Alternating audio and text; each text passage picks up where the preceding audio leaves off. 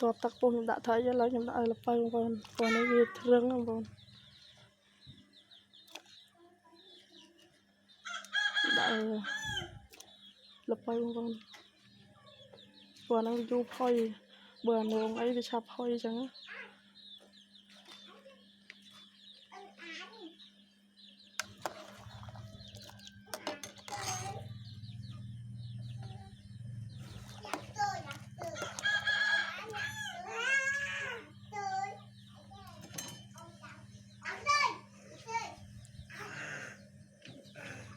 kia phụ tranh không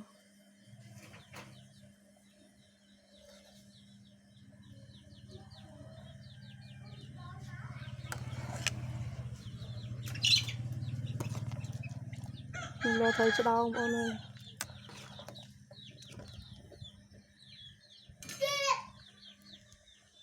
tập máy trong đàn đồ trâu con ăn rồi